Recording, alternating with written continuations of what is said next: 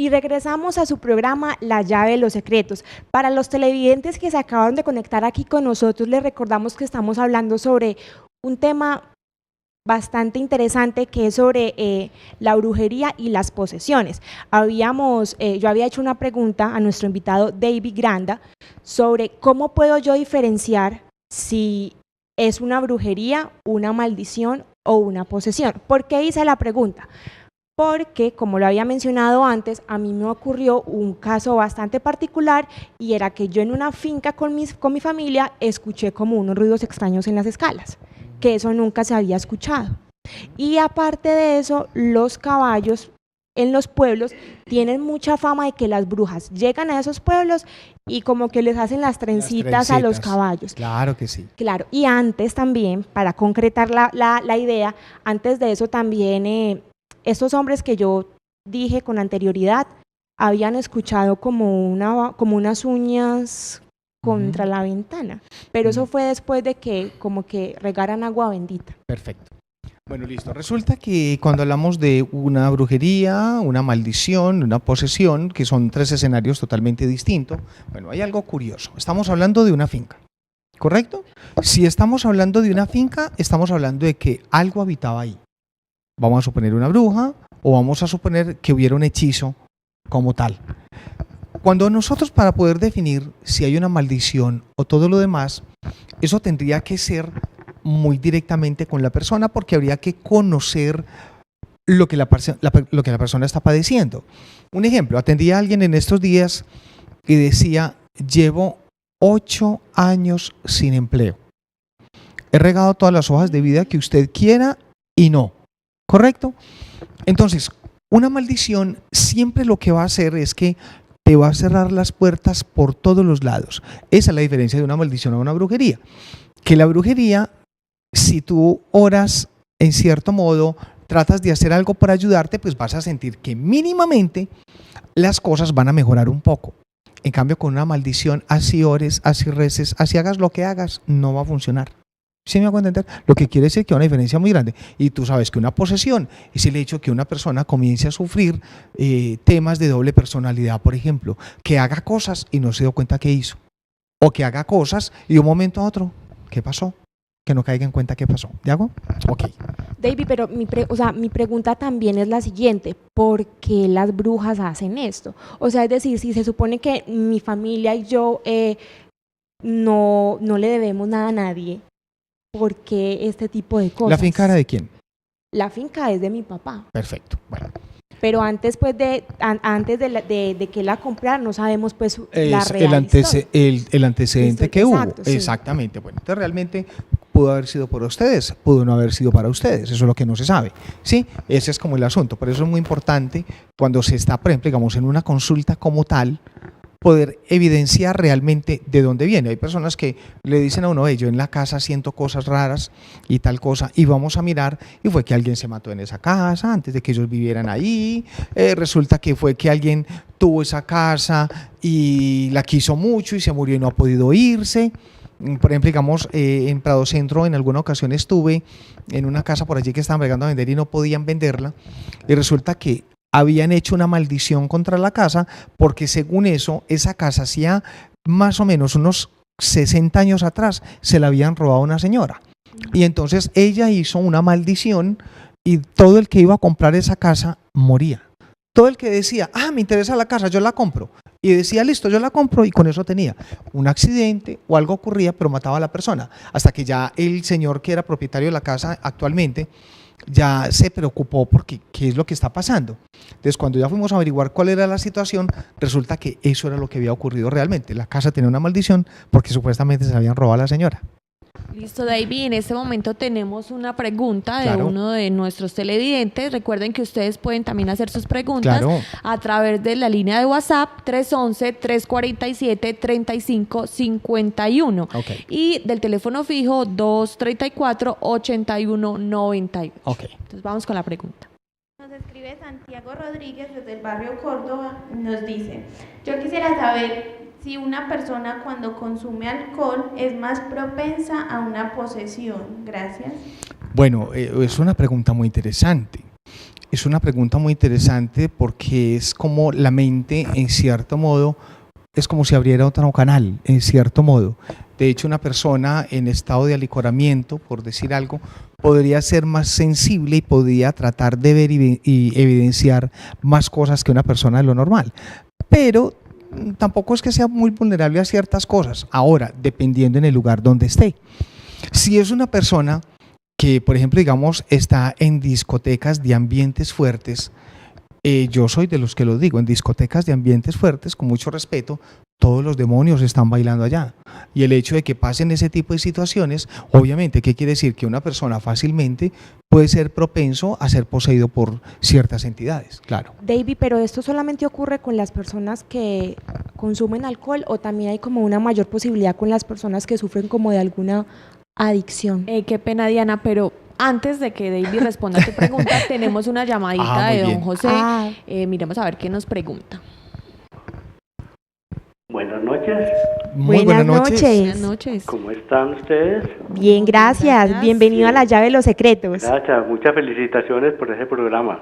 Muchísimas Ya gracias. desde hace días los vengo viendo, Muy el amable. programa, y deseo mucho conversar con David. Sí, señor, Bueno. claro que sí. La pregunta mía es esta vez. Yo hace aproximadamente por ahí 3 años, Sí, sí, yo tenía una gastritis, pero ahí para acá me tenía unos dolores muy raros en el brazo izquierdo. Cuando estoy haciendo alguna oración o estoy en misa, entonces me duele y es un hormigueo. Y muchas veces en la cama por la noche no duermo. ujú, Y es un sudor. Y el cuello hacia arriba es un ardor. Me han hecho exámenes y todo eso, infiltraciones y no me encuentran nada. perfecto. Por ejemplo, lo que es de la frente hacia arriba, eso es como que si tuviera, por ejemplo, algo muy grande. Y es un dolor. Me han hecho varios exámenes, no me encuentran nada, pensando que eso es pues como sinusitis o algo así. Ujú. Bueno, muchas veces también lo que es la espalda, unos dolores fuertes, y otras veces se me quita. Y cuando estoy, por ejemplo, haciendo alguna oración, levo las manos y ahí mismo se me coge un sudor, que el lado izquierdo es un ardor. Y de pronto yo acabo la oración y rezo, echo agua bendita y como que se calma la cosa. Bueno, ¿hace cuánto sentís eso? Hace aproximadamente por ahí 3 años. 3 Pero años. claro que yo desconfío de algo, en fin, de algún endulzamiento, o hay unos intereses por parte que hay una herencia, ¿cierto? Entonces, como yo soy único hermano y tengo 2 hermanos enfermos, entonces lo que es la familia me quiere, pues, como sacar del medio, Ujú. haciéndome todas estas cosas. Bueno, en este momento pues yo no puedo asegurarle pues de que realmente es su familia o no, pero de igual manera el hecho de que los síntomas que presentas pues de una u otra forma sí nos dicen varias cosas. Recomendable para usted, oración, la coraza de San Patricio, hacete un baño en sal de cuello a pies, te lo vas a dejar por 15 minutos y de ahí para allá vas a ver las cosas como siguen. Si vos consideras que siguen como esos sentimientos de sensibilidad, de que en tu cabeza, de que en el cuerpo y sobre todo si es el lado izquierdo sentís cositas, hombre, ya necesitas de un cuidado más especial. Entonces, para que te pongan las pilas, ¿de acuerdo? Bueno, yo le agradezco mucho Bueno, mi y yo señor. de pronto para lo molesto, yo ya tengo su número telefónico para Un abrazo. llamarlo. Perfecto, Le mi agradezco señor. mucho, que esté muy bien. Bendiciones para usted, caballero. Gracias a ustedes también. Ok, Chao. gracias. Listo, Diana, entonces Marce- era tu pregunta para que David ahora sí te la Bueno. conteste. David, ¿cuál era? Es que se me acabó de olvidar se en te este fue la momento. palomita. Sí, se me fue Bueno. la paloma. Bueno, de igual manera, cuando hablamos de esos síntomas, de cosas y todo ese tipo de vainas, ojo con eso, dolor de cabeza, es una situación que habla mucho.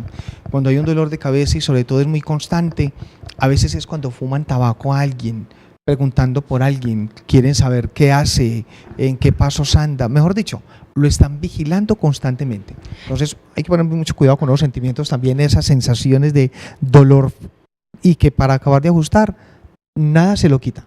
Analgésico, nada de eso. Entonces hay que poner mucho cuidado con eso.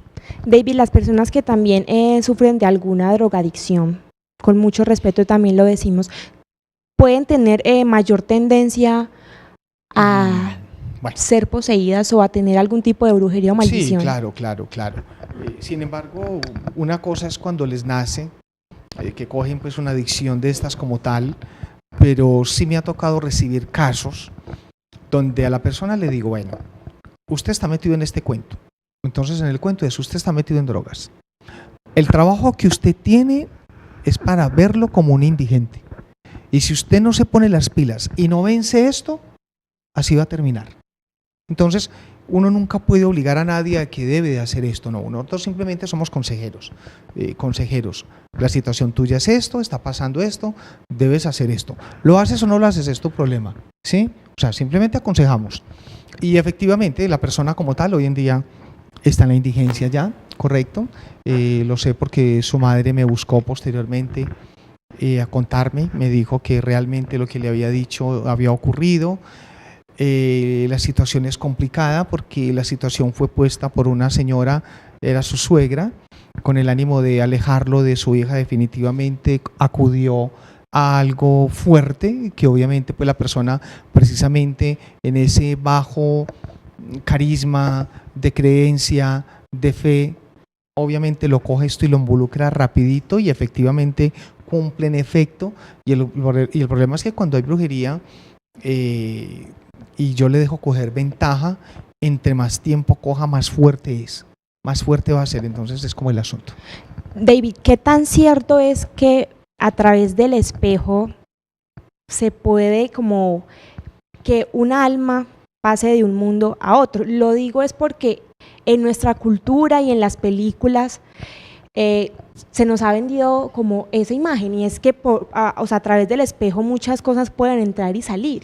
Recuerde que todo lo que se dice, todo lo que se habla viene de una realidad. Quiere decir que no es un invento, viene de algo, ¿ok? Bueno, los espejos son portales, efectivamente, los espejos son portales, por eso se recomienda a veces en diversos lugares cubrir los espejos en horas de la noche o sellar los espejos, por ejemplo, con un pentagrama que se le coloque en la parte de arriba al espejo como tal, un pentáculo de San Juan, muy interesante también para protegerlo, un ojo de Horus, en fin.